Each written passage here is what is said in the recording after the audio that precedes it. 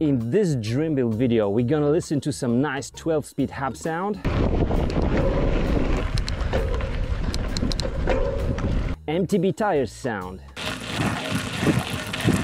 shifting sound, tool sound.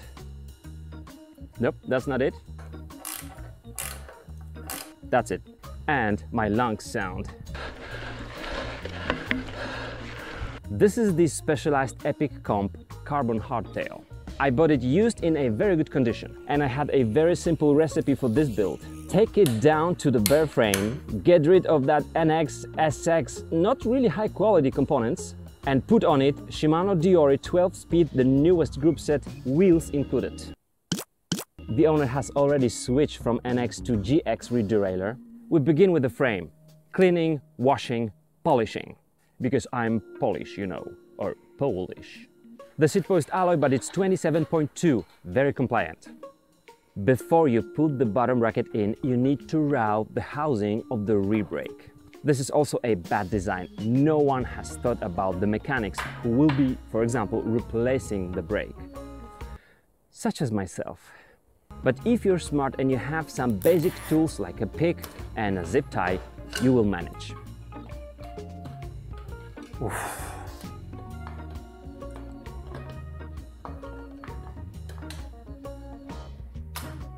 We've got the brakes. The press fit bottom bracket. You know what press fit means?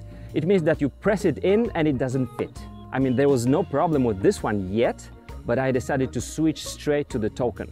The carbon frame of this bike is not the highest level. It weighs over 1100 grams. The biggest bummer with this frame is really badly engineered the lower headset bearing. The lower headset bearing has fallen apart, and this is its race full of rust just after the autumn and the winter 2020-2021. I'm going to put much better bearing right here.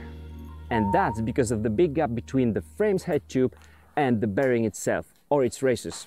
In such situation, I do suggest you put there the enduro bearing. And the lower bearing comes from enduro bearings because this is high quality and should withstand the problem with the water with this gap here.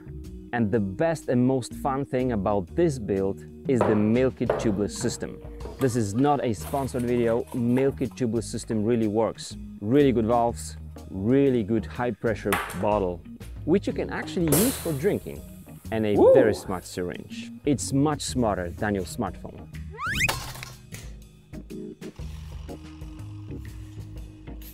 Hello.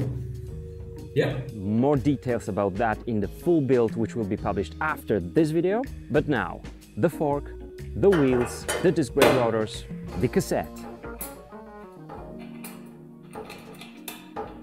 the cockpit, and the chain, and we can test it out.